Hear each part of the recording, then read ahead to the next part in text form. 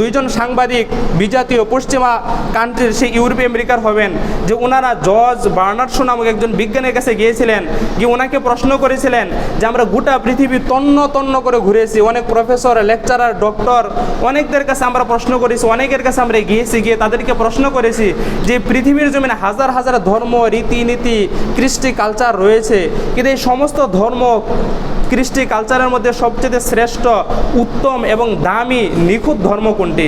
তখন ওই ব্যক্তি জর্জ বার্নার্ড শো, উনি ধর্মে একজন খ্রিস্টান ছিলেন, উনি বলেছিলেন যে এই পৃথিবীর জমিনে সবচেয়ে বড়, সবচেয়ে শ্রেষ্ঠ, সবচেয়ে অথেন্টিক ধর্ম হচ্ছে ইসলাম ধর্ম।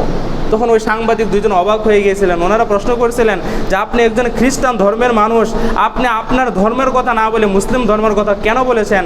তখন উনি বলেছিলেন যে আমি এই কারণে বলেছি যে মুসলমানদের কাছে দুইটি সম্পদ রয়েছে, একটি হচ্ছে মুসলমানদের আখিরে নবী হজরত মুহাম্মদ সাল্লাল্লাহু আলাইহি ওয়াসাল্লাম, আরেকটি হচ্ছে ওই নবীর উপর নাজিলকৃত পবিত্র কোরআন আল কারিম। এই দুইটি বিষয়ের জন্য ওরা পৃথিবীর জমিনে সবচেয়ে শ্রেষ্ঠ এবং উন্নত ধর্মের মানুষ। কেননা এই দুইটি বিষয়ের মতো অথেন্টিক কোনো বিষয় আল্লাহর আকাশের নিচে জমিনের উপর আর কেউ নাই।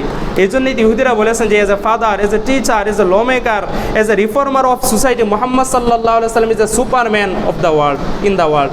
ওনারা বলেছেন যে পৃথিবীর জমিনে একজন বাবা হিসাবে, একজন সমাজ সংস্কারক হিসাবে, একজন শিক্ষক হিসাবে, একজন আইনদাতা হিসাবে যিনি সর্বশ্রেষ্ঠ, উনি হচ্ছেন মুহাম্মদ সাল্লাল্লাহু আলাইহি ওয়াসাল্লাম।